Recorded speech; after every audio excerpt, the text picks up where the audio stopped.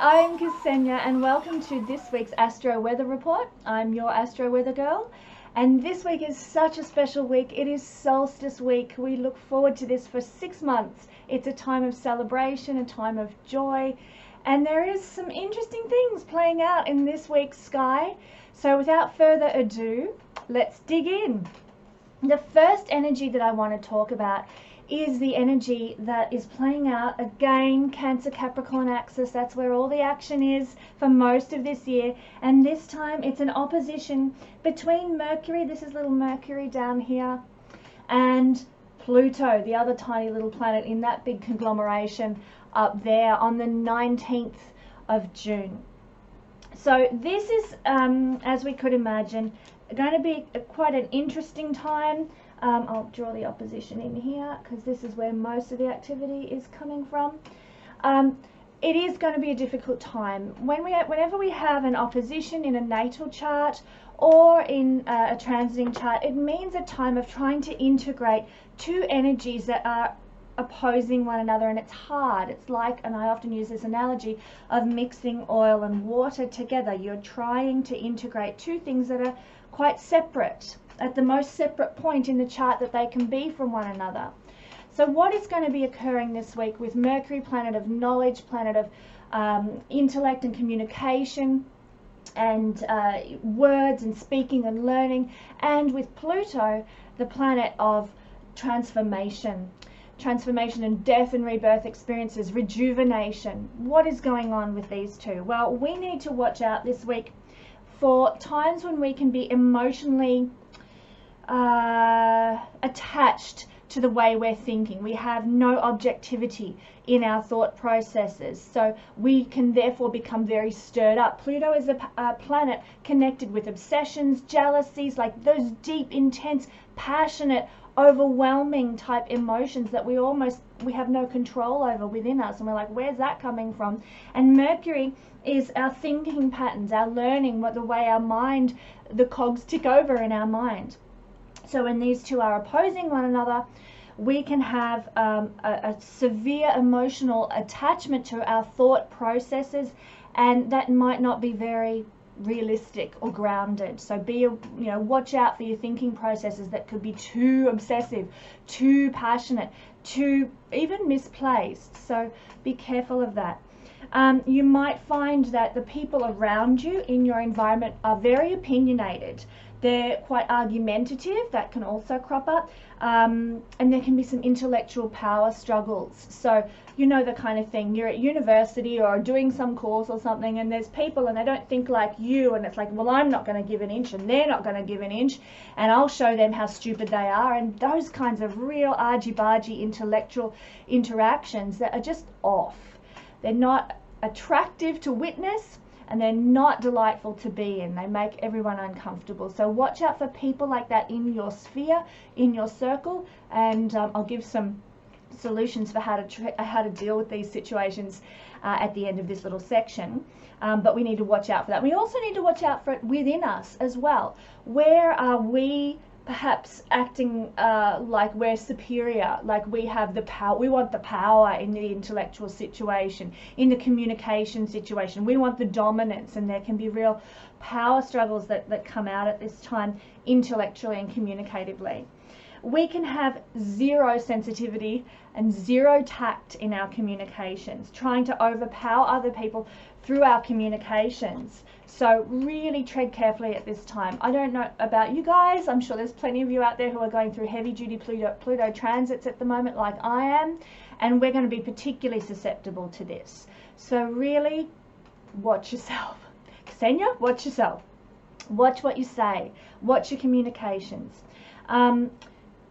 We can have no sensitivity to other people, but equally other people can show complete lack of sensitivity in their communications with us. They can be critical, they can be deconstructive, they can be downright nasty. So we need to have a good sense of our own personal power, Pluto, in order to be able to shield ourselves from any sort of intellectual attacks or verbal attacks.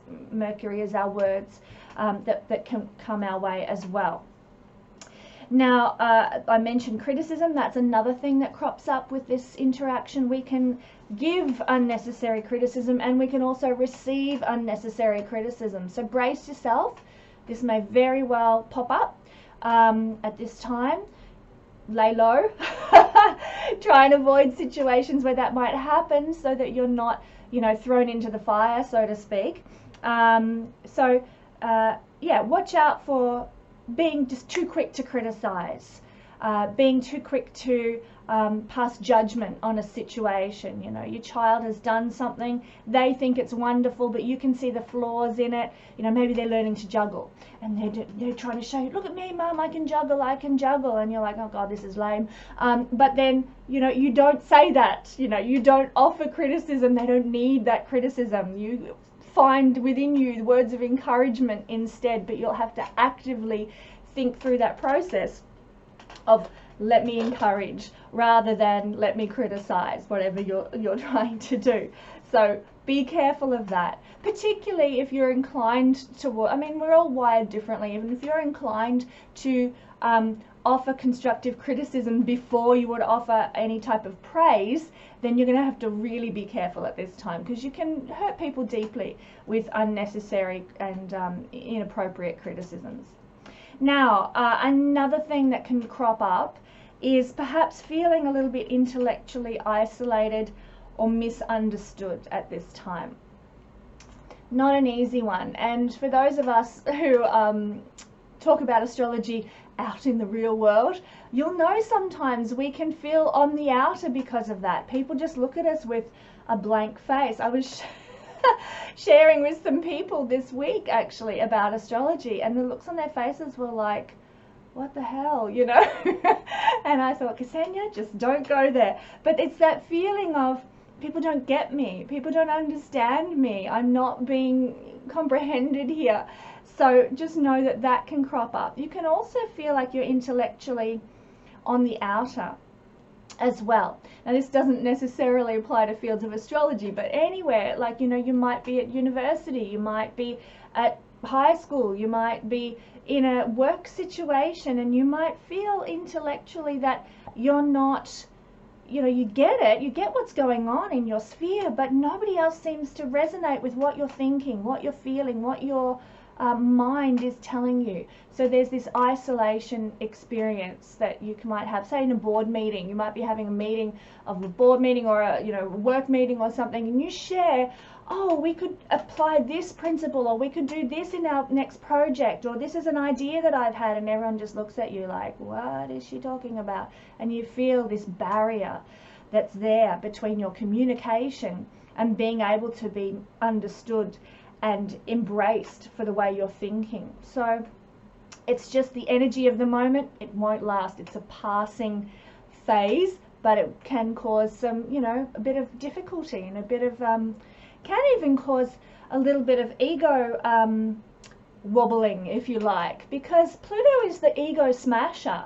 And one of the things he does is to break down inappropriate ego behavior. And if you get an ego trip out of your words, out of your intellect, out of your communication, then these kinds of feeling, like I said, intellectually isolated, can cause a bit of an ego wobble through the opposition here. So watch out for that.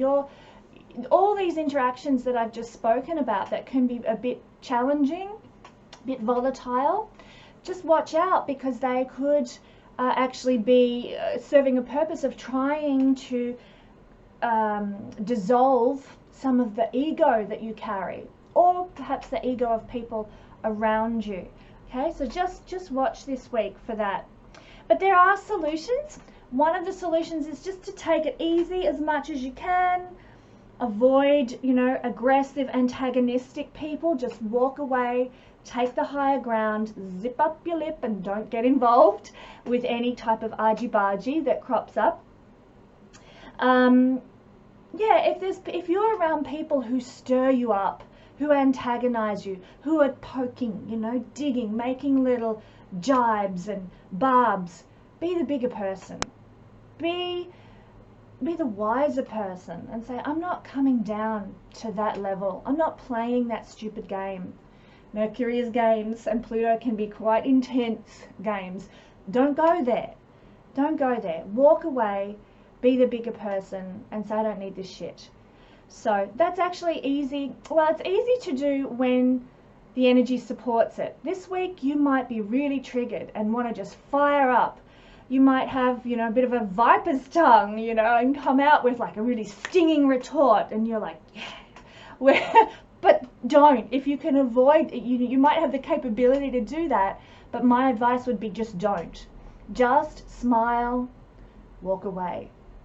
Because any kind of viper's tongue interactions that occur, they're not going to serve your highest good. You will fall prey to sort of the lower energies then of this by entering into argumentative situations. And I will point out, I'm going to talk about this in just a second, but Mars is very close to this as well. So he's kind of entering into this verbal dialogue at the moment as well with his aggression.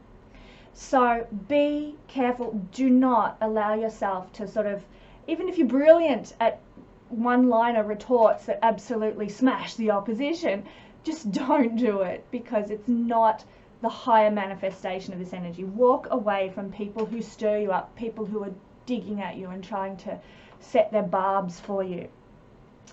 Now you can at this time, you've probably heard me talking a lot in my past videos about not allowing energies to fester within you, because they will cause health problems and they will cause difficulties. So we need to express this. If we're around someone and they're being a real shit ass, then we need to express our frustration and our aggression in healthy ways. So go write in your journal, oh, this person, and write it out, because Mercury is writing and communicating, and it's a therapeutic practice to write in a journal. Mercury is also speaking and chatting. Find a good, safe friend and go and just be like, oh my God, this just happened, ugh, and spill the beans, Let it all out to someone who's a safe sounding board that is also getting the energy of frustration out of you regarding somebody who's stirring you up. Now, even taking some time out to read or study metaphysical type topics, or go and grab an astrology book and just get stuck into it and read, direct your energy into Pluto, intellectual pursuits, Mercury, and Pluto topics, anything mystical, anything metaphysical, anything therapeutic. You can, astrology can be a therapeutic tool, or anything that's psychological. Go and read a book by Carl Jung, or Jung, I can never say it properly. Read one of his works, do a Myers-Briggs test online, just get stuck into some kind of learning around psychology and understanding the deeper, dark, subconscious realms of our life as a source of release for that energy. There are going to be some other remedies that I'm going to offer for these times as well when we talk about Mars, which is coming up now.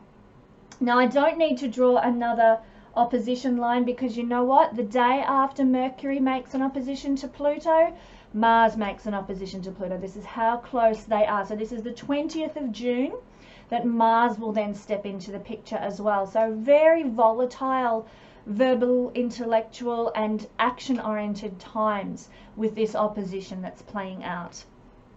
So we need to watch out for with the Mars opposition on the 20th, and this can play out a day or two before or after for both of these energies. Keep that in mind. Watch out for obsessions with coming first. Remember, Pluto is obsession, passionate, like overwhelming, like it's gonna just tear me apart kind of emotional feelings. And Mars is the energy of winning. I've got to win, I've got to come first, I've got to be the victor in the battle, I've got to be the hero. This is Mars. And so you might have an obsession with winning, coming first, being superior, being ruthless about getting your own way. So it does tie in very much to what I was describing with the Mercury energy, which is intellectual superiority. Now you're wanting just to sort of show yourself as being better than, better than all the rest. I'm smarter than them. I know more about astrology than you do. Or, you know, that kind of stupid shit. Sorry, just on that topic, it's never a competition. There is more than enough in the world for everybody, you know, and we can learn from each other. We can grow with each other. That is the beauty of astrology. It is rich, it is deep, and each person's mind will function with it differently, so we can learn so much from one another. So I find it really off-putting to observe people who are competitive within astrological realms. It is not like astrology. Sorry, now I'm going on my bandwagon, but astrology is ruled by the sign of Aquarius. What is Aquarius about? Equality, the best for all mankind, the humanitarianism, not about elitism. That's not Aquarius. It's about the hoi polloi. It's about the common people. It's about everybody. And astrology is for everybody. It's not an elite thing. I'm not better than you. You're not better than me. It's common to everybody, and everyone has some beautiful astrological gift to bring the world through the interpretation of their own astrological wiring. So this is why, and I love this about those who work in astrology, certainly the people I've encountered, there is no, the people I've come across, generally speaking, this is not the case for everybody, but most people, there is no competition. It's more collaborative. How can I help you? How can you help me? Let's work together. Because that's what Aquarius is. It's we're a team. We're in this together. We're friends. And that's, astrology is ruled by Aquarius. So that is the true essence of astrology. If you come across an astrologer who thinks they have to criticize everybody else, who thinks they're superior to everybody else, who thinks they don't do it right, you're wrong, I'm right. If you come across an astrologer who behaves that way, run a mile, because that's not the true essence of Aquarius. It is equal for all, collaborative, supportive. So there's my 2 cents. Sorry, there, I've gone out of control now with my little rant there about astrology and astrology workers. Take that as you will. But with the back to the Mars energy, as I said, there can be an obsession at this time with feeling superior. I'm going to be superior to you. You know, we're working in this corporate environment. I'm going to get the better of you this week because I'm going to show you up for being the lazy ass that you are, and I'm going to look really good. No, don't go there. If you feel that way inclined, it is because Mars is opposing Pluto. It's a momentary couple of day energy in the scheme of things, and it's not going to serve you well in the long run to hold on to that kind of an attitude. You can feel out of control, lacking in patience, lacking in perspective. This can lead to clashes with other people, obviously, arguments, and even accidents. Mars rules accidents, so watch out. For, you know, you had an aggressive day at work, you get in the car, you slam it in reverse, and boom, back straight into your boss's Mercedes-Benz or something. You know, just take it easy, you know. Don't let this feeling of being out of control, lacking perspective, being overly passionate in all the wrong ways get you into trouble this week. So there is an excess of energy with Mars that could get you into trouble. I mean, like, Pluto is the higher octave of Mars, so really it's that energy, that passion, that desire, that drive amped up on steroids. And then when Mars comes into the picture, it's like times it by 300, or, you know, like, it's full on over the top energy, drive, passion, enthusiasm. Also Pluto, jealousies, obsessions, you know, desire for revenge, and I'll show them. So be careful of being, you know, having an excess of energy in realms that are not going to help you to be the best that you can be. Now, again, this energy can throw you into the path of ruthless, antagonistic people. If you're keeping yourself well regulated, good for you, kudos to you, big thumbs up, but just be aware people who are ruthless and aggressive and overly assertive can cross your path. watch out for those people this week as well. So it is going to be a challenging week. Oh golly, what a way to start solstice. But yeah, watch out for those people crossing your path. Ladies, be wary of going on dates at this time. If you're someone who is dating, not if you're married, not if you're in a nice, stable, loving relationship, but if you are dating, be wary of going on dates at this time, especially with anyone who has been persistent, obsessive, aggressive towards you. And look, in one word, just don't go there. Because if you establish, say, a new relationship with somebody now, that's what you're going to get. You're going to get someone who is obsessive, someone who's aggressive, someone who's jealous and controlling, power hungry, can be manipulative. Okay, so just don't even start that. If you go on a date, give yourself maybe 2 to 3 days from the 20th. If you go on a date with someone around that time, especially a first date, you're opening yourself up to the potential for abuse. So ladies, just don't, okay?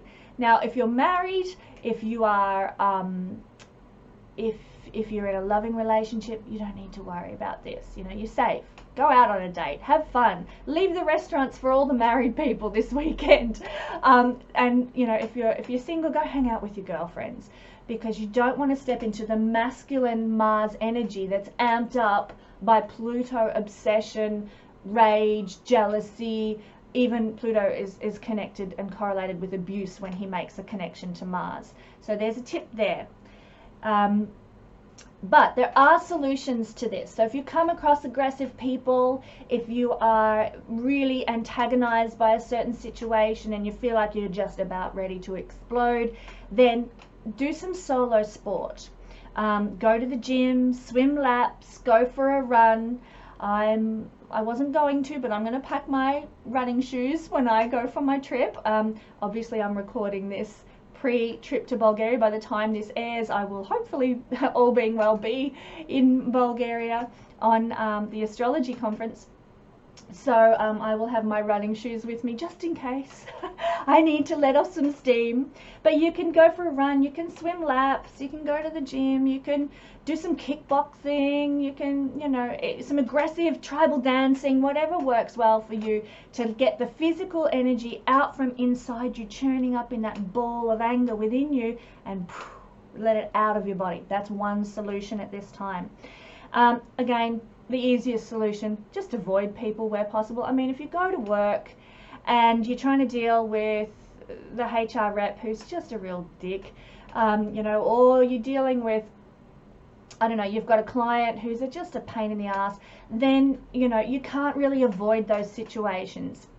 You're going to have to sort of swallow your anger a bit there, or your frustration a bit, and then go and do some kickboxing after work. But if you can avoid it, stay away from situations that have got antagonistic people, people who stir you up. You could actually, one of the solutions you could employ would be to fix something actually. Mars is tools. So, you know, you might be able, instead of going and hanging around with that person who's just driving you bonkers, go and, you know, fix that leaky pipe or paint that wall that needs painting. Use your tools. Do some positive, constructive Mars things instead. Like I said, exercise is Mars. That's another thing that you can do. So create. Mars is actually quite entrepreneurial and in that sense very, very creative. So you could actually, you know, might go build something. You might go, you know, just do something that's more creative than sitting around stewing about someone who's giving you the shits. I'm trying to think, maybe go cook something. That's a creative endeavor with knives. Mars rules knives, so, you know, don't make a stir fry or something like that for dinner, and you can let off steam that way. That's really positive. Or this is one of the bonuses, if you are in a positive loving relationship, one of the ways you can let off steam is have some really raucous sex because Mars rules sex, passion, desire. and sexual expression. So go for it. If you come home and you're really like, you've had a shit day, it might be the last thing you feel like doing is making love. But it doesn't have to be that slow, sensual kind. I'm talking like, let's get into it on the kitchen bench. Let's get rid of that stir fry and let's go for it on the kitchen table. Like, that's the kind of energy you want to employ. And feel free, like, you know, or even make space, literally and figuratively, to go for that sort of thing if you're in a loving relationship, because that is going to be an outlet, a release valve for you at this time. And probably for your partner as well, I might add as well. It's not just, you know, oh, I'm feeling bad, you know, because of this situation, so you've got to help me out and let's make love. No, because this energy is applying to everybody right now. We're all going to feel this. It's a current energy in the sky. It is not specific to anyone's personal planets in the chart, unless you have personal planets making an aspect. Then it'll be even more volatile in your chart. But it is an aspect, it is an energy that is applicable to everybody in the world, which is why we're all going to notice it so much and feel it so much, and why we will encounter people like this, because we're all going through this. So you and your partner are going to benefit from a little rumpy pumpy on the kitchen bench. But they are the two energies that are coming up this week that you can be aware of. And you've got some solutions here now to sort of help you through it. And if you find yourself losing your control, getting a bit volatile and angry, wanting to just, you know, like, then remind yourself, Kesenya said, this is what I should do instead. Okay, get my journal and write down how I feel instead, or I'm going for a run. Keep that in mind, and it will help you to overcome those volatile situations if they crop up this week. Now, on to the good stuff. It is solstice week. Woohoo! So what is the solstice? Well, basically, in simple terms, it's due to the angle and the orbit of the Earth around the Sun. The Northern Hemisphere is going to have its longest day this June 21st or 22nd, depending on where you are in the world. The Northern Hemisphere will have its longest day, and the Southern Hemisphere will have its shortest day of the year. That's essentially what solstice is. The sun has reached its furthermost point before it starts going back across the sky each day. I won't go into the astronomy of it, but essentially longest day in the Northern Hemisphere, shortest day in the Southern Hemisphere, and then we begin a 6-month trajectory back to the longest day in the Southern Hemisphere and the shortest day in the Northern Hemisphere, midwinter, midsummer, depending on where you are in the world. So it's the beginning of a 6-month process now, the ending of one 6-month process, the beginning of a whole new 6-month process till we reach the opposite solstice.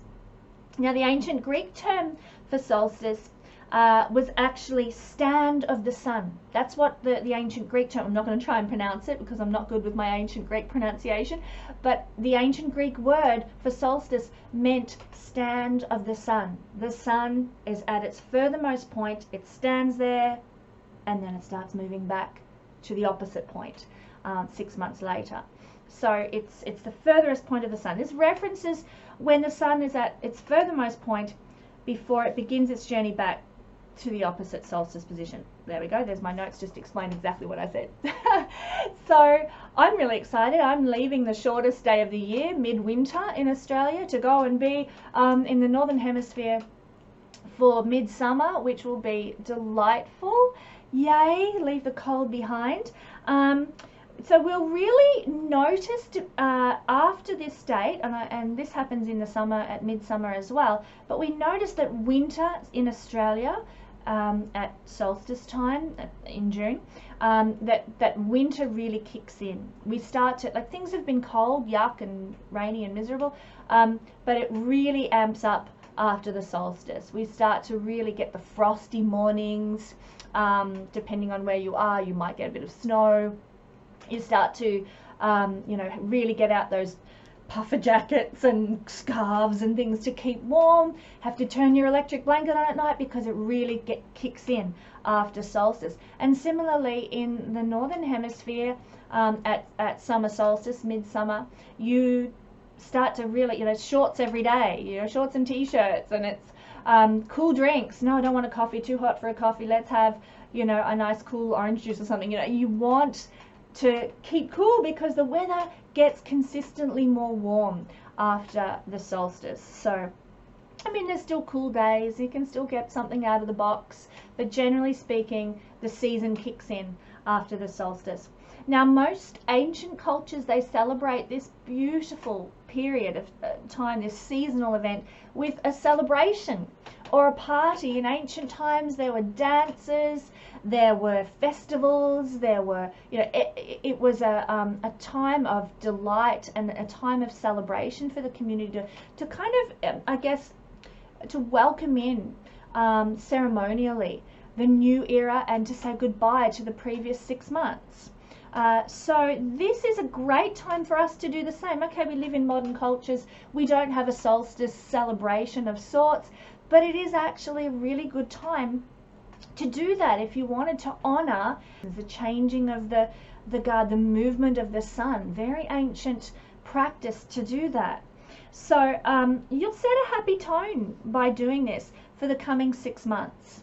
You'll set good vibes, good intentions, good momentum for the 6 months ahead, and you will honor your journey over the last 6 months as well. So I would encourage you at this time to make a list of intentions, make a list of your dreams and the visualizations you have for the next 6 months. What do you want? Where do you want to be in 6 months' time? What do you want your life to look like? What will have changed? What's your desire? Really look into those things for the next 6 months, and then find a magical way that aligns with who you are, something that you really, you know, that's you, as a way of offering it to the universe. It could be a prayer, it could be a ceremony that you create for yourself, it could be a journal entry, it could be going out, like my daughter and I love to do, go out and lay under the stars for an evening and, you know, just sit there with our hot chocolates and just, you know, watch the stars come out one by one, and use our app, and oh, that's Sirius, and oh, that's, you know, Vega, and, you know, lie there and enjoy the stars as part of what you do to honor this ceremony. It can be anything that feels like a special moment of honoring and celebration of the astrological seasons that we go through. It's a great time to do that.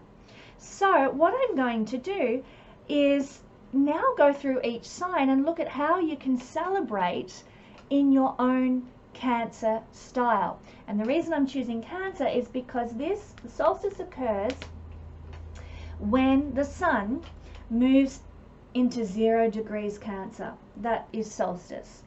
And that's in Australia, it's the winter solstice, summer solstice in the northern hemisphere. And of course, when the sun is at 0 degrees Capricorn, then we have the reverse, because it takes 6 months for the sun to go halfway around the zodiac, and then another 6 months. That's how it goes.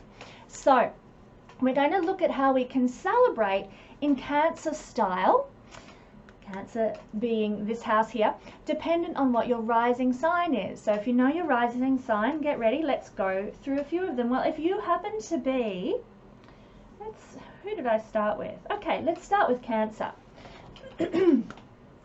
If you're a Cancer rising person, on the 21st or 22nd, depending where you are, the sun will be at 0 degrees of your sign, and that will be solstice. And so you can celebrate in first house style. So you could spend time alone doing something that you love, communing with nature, being close to the earth. Cancer rules properties and land. So this is about the individual, doing something as an individual. Now, if you want to go out and be with people, go out and be with people. But try and set aside some time on this day to be alone and at one with the land, with the earth, by yourself. Maybe, you know, you might like to go out and lie on a blanket under the stars just by yourself for half an hour. And that is your celebration of solstice, where I am at peace and at one with myself and with the earth at this time. Very much a first house endeavor or first house celebration. you know, and it's funny. People think celebrating has to have a lot of people, or ceremony, you've got to, you know, have people around to witness what you're doing. It's not true. You can have some of the best, most celebratory, most exquisite moments of connection with the divine. That's really what ceremony is. It's a form of connection with divine. You can have the most exquisite moments of connection with the divine by yourself. And certainly as Pisces rising, that's when I have my most profound connection with the divine, is on my own, in isolation usually. So Cancer people can spend some time by themselves in some way on this day as a form of celebration and dedication to the seasonal changeover that we're having at this time.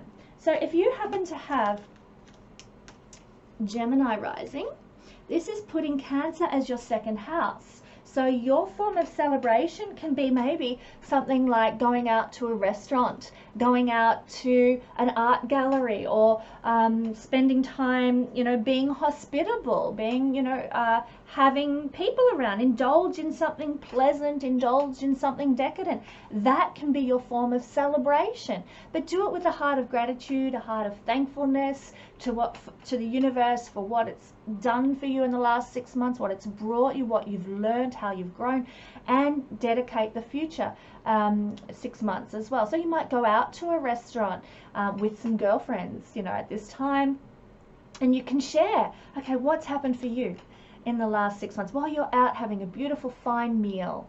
Or, you know, you might be out shopping together with your girlfriends. It's a very second house thing to do. Go out shopping with your, you know, girlfriends or guy friends, and then you stop for a coffee and, okay, what do you desire to achieve this coming 6 months? You just share through some sort of pleasant experience. Or you can even do it by yourself. This is not necessarily, whoopsies, a house where it has to be done in communion with someone else. You can go out shopping by yourself and stop for a coffee, and then, you know, I carry a little journal in my handbag, and so if I get any ideas I just write them down. You're out, you stop for a coffee while you're out shopping, and just thank the universe. Write it down. I'm so thankful for this, that, the other, or honor this 6 month changeover by setting intentions while you're doing something pleasurable, enjoyable, something very second house. So if you happen to be Taurus rising, Cancer is falling in your third house. So what you can then do is you can have a celebratory time with relatives if you would like to. Have some rallies over to the house for a barbecue, or, you know, you could even, you know, meet up at a restaurant yourself if you wanted to there, or have, you know, some fun with your social networks. Very third house. Go out, have fun, be sociable, be where the action is, go to a party. You can do that with the third house energy. But it's about connecting with people, this house.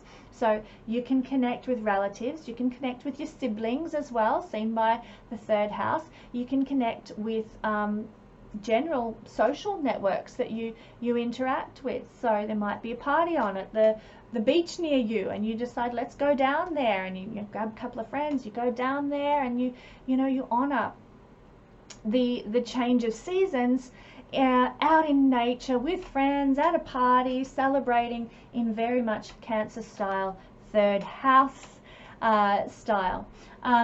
Remember, for all of us, Cancer is actually connected to the land, to the earth. So if you can be in nature to celebrate, doesn't matter what sign you are, if you can be in nature to celebrate, it's going to be very Cancer-like, which is why we often, the ancient cultures often had celebrations out in nature, like dancing at dawn together, or you know, doing ceremony under the stars and being out in nature. And with the earth, which is very, very Cancer energy. So whichever sign, if you can tailor your celebration to be in nature, double bonus for you guys. So yeah, you can enjoy partying in the traditional sense if you're Gemini rising for solstice. Now if you're Aries rising, this puts the solstice energy celebrations in your 4th house. So you can actually connect with your family, with your children, with your parents, with your ancestors in some way, with the land and the earth very tangibly for Aries rising people. So for you guys, it would be really, really lovely to do some kind of a, you know, a ceremony around, you know, connecting with your ancestors. I'm not saying get out the Ouija board and try and contact your ancestors and that sort of thing at this time, but you could offer a prayer, or you could offer like a candlelit ceremony under the stars of gratitude to your ancestors and what they have brought your life. Equally, you can honor in some way, if you want to, the future generations to come through you, or through your, you know, your siblings or your relatives or your family, and honor them as well by, you know, offering a prayer. You know, where there is no such thing as time in the great scheme of things. We live in a time-bound universe and a time-bound planet, but that's not the greater, now I'm getting into philosophical stuff, but that's not the greater scheme of things. The greater universe and source is not bound by time the way we are on this planet.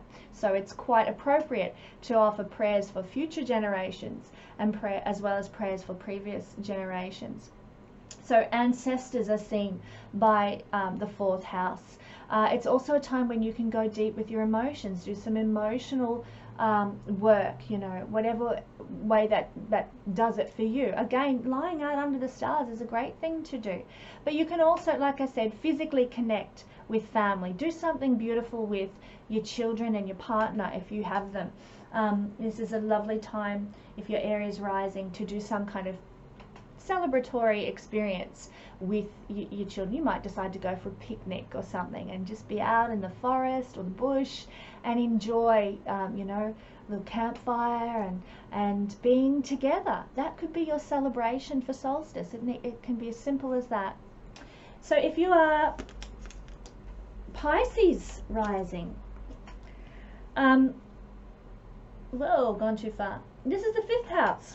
Anything fun, anything pleasurable, that's for you guys, for, well, me, Pisces, all of us Pisces people, Pisces rising. We can spend time celebrating with our lovers if we're so fortunate to have them.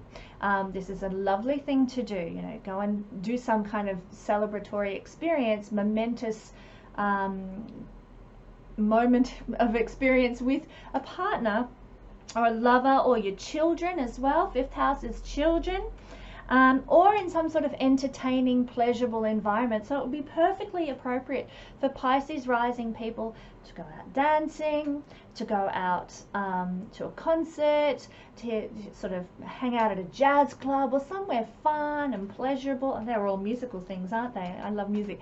You know, but anything that's about pleasure, joy, delight, whatever brings you pleasure, whatever brings you joy, whatever brings you delight, go and do that. Your hobbies are seen here. You can actually give some time to your hobbies on this day. Fishing might be something you absolutely love, and you go and sit out by the river and it's peace and it's quiet and you're there with the birds and it's just, you know, you and your boyfriend or you and your girlfriend and you're fishing. And it's just magical. That could be your celebratory experience for solstice. If you have Pisces rising, doing a hobby with a lover, with your children, could be something simple and beautiful as going fishing. So for you guys, do something fun, and that will be totally tapping into solstice celebratory energy for you. For Aquarius rising people, this is falling in the 6th house. So I would encourage you, if you're Aquarius rising, host an event. You know, this can be your act of service. The 6th house is how we serve. So this is your chance to tap into solstice celebratory style and host an event. And that can be your service. You know, maybe you might like to ask the people who are on the outer in your local community. If you feel motivated to do this, you know, maybe there's a community hall you can hire, collaborate with some other people, and maybe do a solstice lunch for people who are homeless or people who don't have access to food the way we do. You could, I don't know, you might like to go and do some work at a soup kitchen or something. Or you could even just have in your own home, ask a few friends who don't have family around, who don't have a lot of contacts, who are a bit lonely. Ask them over. Let's have a brunch together, and I'll just cook some bacon on the barbecue, and we'll toast a few buns, and we'll just make it simple and easy, but it's still an act of service to others. So for Aquarius rising people, this is a great way to celebrate by offering service to people through 6th house Cancer energy.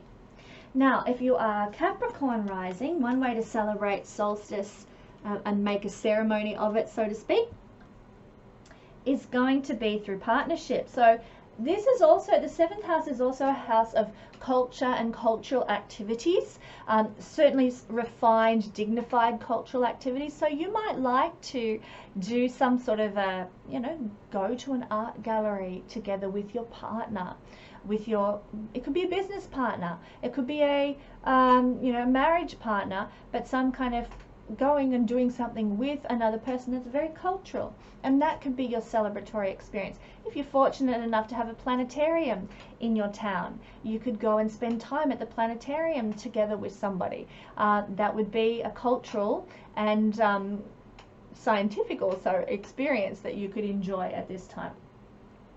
Any type of sharing, of give and take, is really good for Capricorn rising people to celebrate at solstice. So it could be, and it doesn't have to be with a marriage partner. If you're not married, don't feel that this doesn't apply to you. This 1st house is the house of you. Like I said when I was talking about Cancer rising and how they'll celebrate, they can do individual things by themselves, on their own, just, even half an hour on their own, where they dedicate it to looking at what's coming up in the year, in the 6 months ahead, and giving thanks for the 6 months just gone. That can be their ceremony. It's very individual because the 1st house is individual. But for Capricorn, the solstice energy takes place in the 7th house. The 7th house is other people. This is you, this is others. So yes, it's your spouse, but it's also other people. Go out and be where there are other people. So that might be in the town square, it might be down at the beach, it might be camping by the river, wherever there's a lot of other people. Just go and be where there are other people is a form of celebration for you, Capricorn rising, at this time. Or do something with another person. Just look for some sort of celebratory way you can enjoy solstice with somebody else. So ring up a friend, say, hey, let's go for brunch at the local restaurant, and then talk and share about these topics, about what's happened for you in the last 6 months, what's coming up for you in the next 6 months. Get down to the nitty-gritty with a friend, or like I said, go to an art gallery with somebody, go to a planetarium, do something cultural, maybe a fashion exhibition. Very 7th house. 7th house is also connected to the upper levels of society, so you might like to, if you're in Melbourne, you'd go to a restaurant in Collins Street for dinner or something like that, sort of the upper, Paris end of Melbourne, or Paris end of wherever you happen to live in the world. So that's one thing that you can do as a Capricorn person, to do some sort of, and you'd love that as Capricorn, doing some sort of high-end social status kind of endeavor that's refined and sophisticated with a friend or a partner or a business partner at this time. That's one way that you can celebrate solstice. Sagittarius rising people, they have this falling in their 8th house. Ooh. Now, it's not going to happen. Sagittarius loves to walk every week. He likes to go for a trot.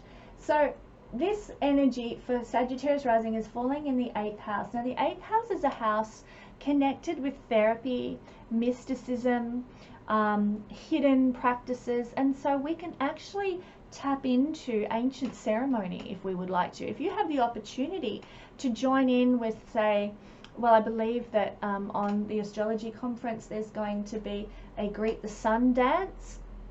That's the kind of thing you can tap into and will get the most out of if you're Sagittarius rising.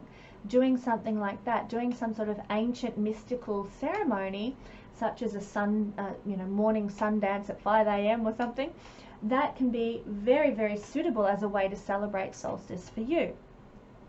Some kind of making some sacred space for an intimate celebration. Remember, the 8th house is intimacy. And this can be an intimate celebration either with yourself or with a partner. Now, if you wanted it to be, you could theoretically, according to this house, go down this road and be have some sort of sexual expression with a partner or with yourself if you want to, as an outer expression of gratitude, or as an expression of receiving. This is the house of receiving as well. It's opposite the 2nd house, which is our money, our resources, what we make to support our body's journey through life. This is what we receive. The 8th house is opposite to that. It's what we receive to enjoy life. So doing something that allows you to receive from others, and that's what sex is. You're giving and receiving in the 8th house. So you can give to yourself and receive from yourself or from a partner at this time. So doing some sort of sacred ceremony or having in privacy some kind of sexual experience. This is for those who are old enough. That can actually be a form of ceremony and celebration and joy. And therefore, I would encourage you to make it such, to make it a ceremonial type experience if you want to. So yeah, if you're Sagittarius rising, look for ways that you can experience solstice ceremonially and therapeutically. So there might be there might be a group in your town that likes to get together and, do a drumming circle or something like that. But even if there's not, it's quite okay to do this by yourself. One of my very dearest, darlingest friends hosted a winter solstice party at her house, and at her home, she had a beautiful property. She has still a beautiful property with a lavender labyrinth that she had created, and you could walk the labyrinth. And at this solstice party, she lit up tea light candles the whole way around the lavender labyrinth at solstice time, and she had chanting music playing, and we were able to, this woman's my gorgeous mentor, but we were able to walk through the lavender labyrinth by candlelight on solstice night with chanting music playing. Now that is a ceremony that would very much fit with 8th house celebratory energy. You can create something like this for yourself, a mystical ceremony or a mystical type practice. You might like to do some research in the lead up to the solstice about some different things you could do. You could, if you wanted to, draw a labyrinth on a piece of paper and just trace your finger through the labyrinth. It could be as simple as that, some sort of ancient ceremonial shamanic practice that allows you to connect with the divine in a sacred type way.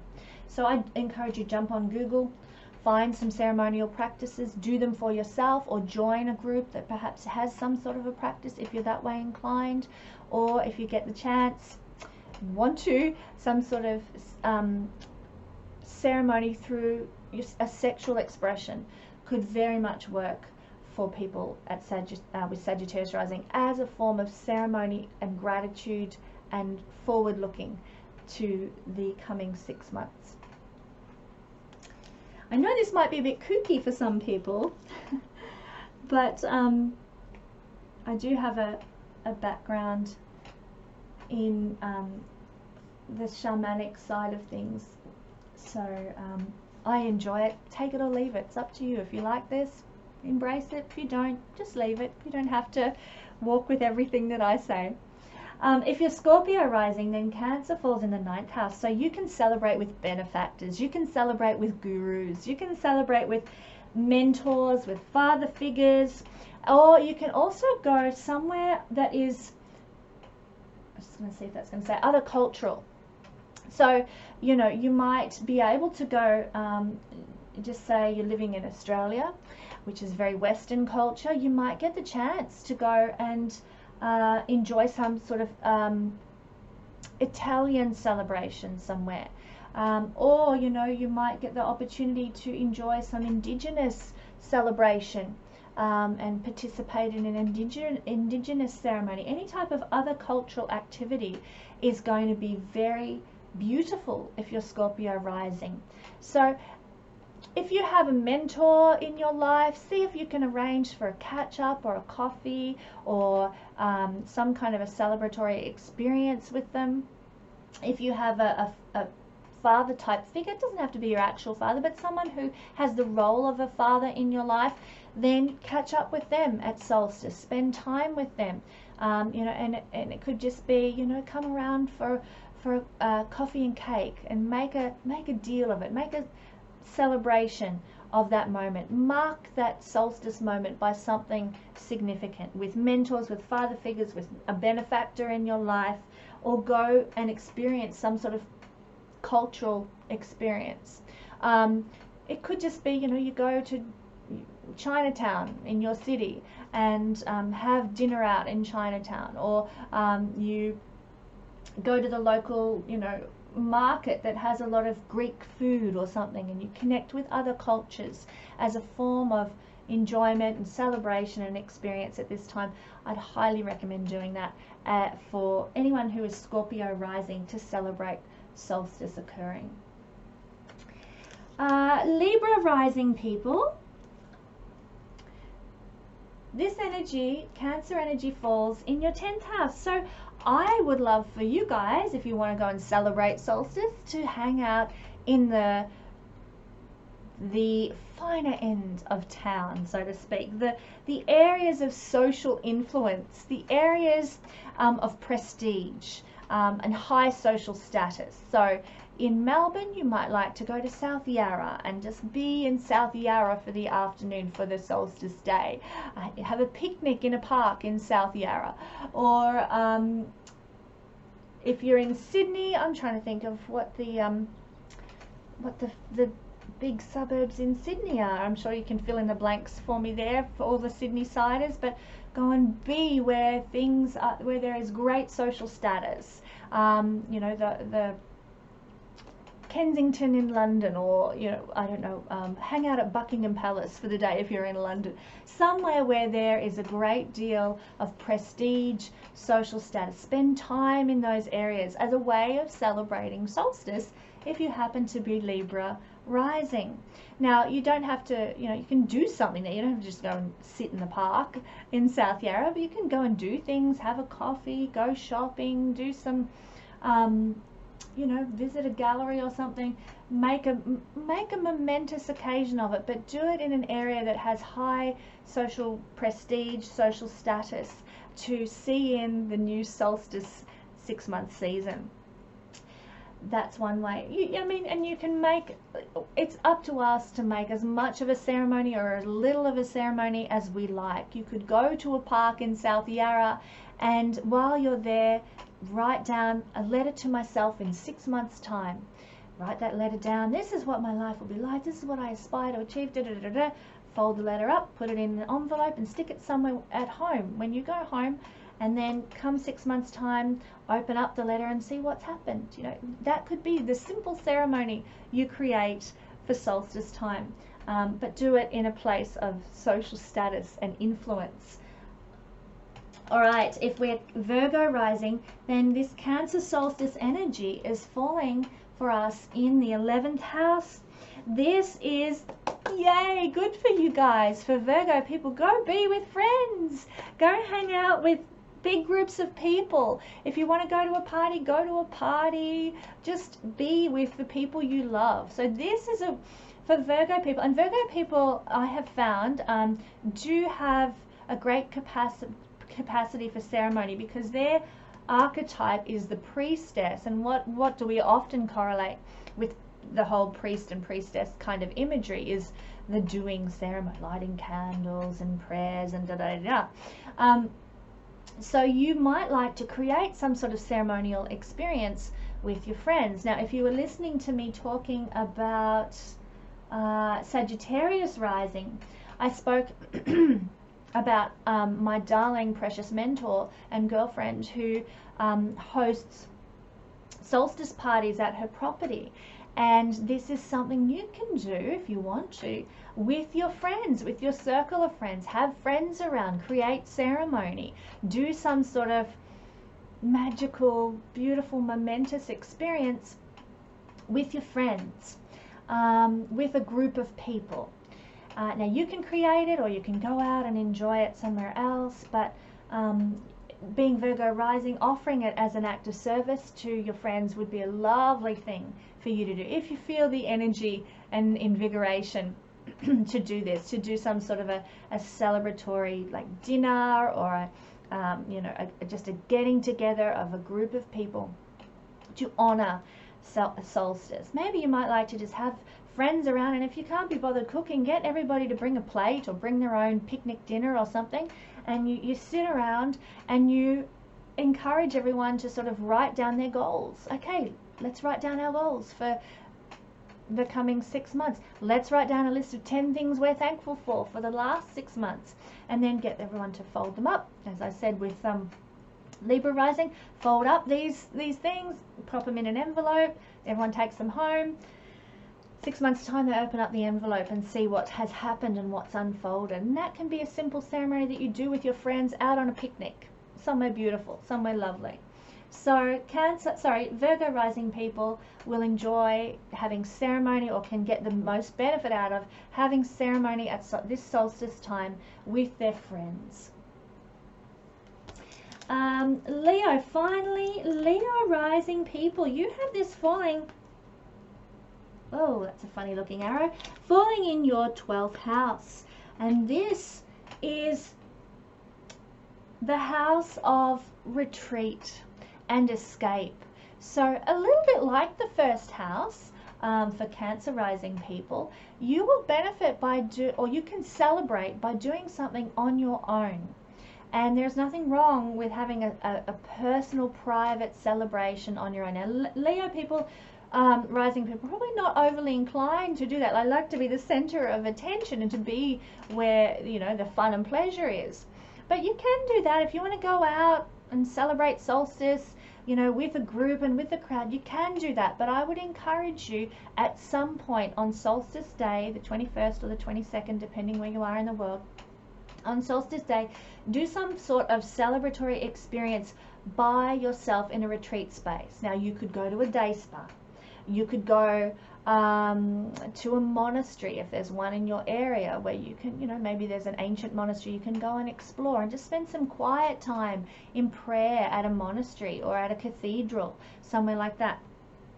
Some sort of a, like you might like to go and get your nails done or your hair done, and while you're there, just sort of step into a meditative space. You know what it's like when someone's playing with your hair and it's just lovely at the hairdressers, and you can sort of tune out and sort of go into that escapist mentality that's really, really lovely. So these are ways you can actually honor solstice. It doesn't, when I say celebration, it doesn't have to mean party poppers and champagne, and celebrating an event like this can be done in whatever way it works out in your chart to be done. And so by being alone, having some you time, having some meditative private time in whatever way, shape or form that takes for you, it's a really lovely, empowering thing to do at this solstice season with the sun in Cancer. So for Leo rising, one thing I've been suggesting throughout all these signs is writing down a list of things that you're grateful for and a list of things that you aspire to achieve in the coming 6 months. And as you do that, you can then fold up, spend some time quietly with a cup of coffee in your own home if you like, or in a private space somewhere, and then fold up your little list, pop it in an envelope, tuck it away somewhere that you open it in 6 months' time and see what's unfolded. That is just a very simple form of ceremony that you can apply to this situation, but do it in an area of privacy, retreat, escape, or a meditative space, and you'll get the most benefit out of it. And then, because you're Leo rising and you enjoy going out and having fun and, you know, doing pleasurable things, go out and do that if you'd like, but take some time to do some private, quiet, meditative reflection at solstice time, and it will benefit you enormously. So that's all the signs and how we can celebrate solstice if we would like to, how we can enjoy it, how we can make it a momentous occasion in a way that correlates with our particular chart. So take this on board if you'd like to, leave it if you think, oh, that's a bit ridiculous, you know, it's up to you. But they're just some little fun suggestions for how we can enjoy this beautiful, precious solstice season. So I might just close with a little prayer. Thank you, energy of love, that we can celebrate the past 6 months and all that it's brought us, all that it's taught us, all that we have become, all that we know now because of what we've experienced, and we can offer gratitude for those things.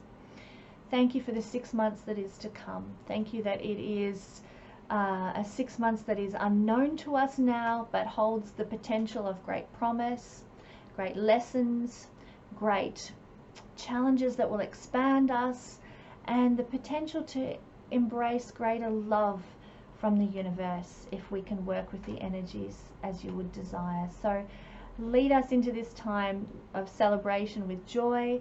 May we know great love and happiness through this solstice period. And so it is. Thanks for joining me. I look forward to speaking with you again next week, and God bless.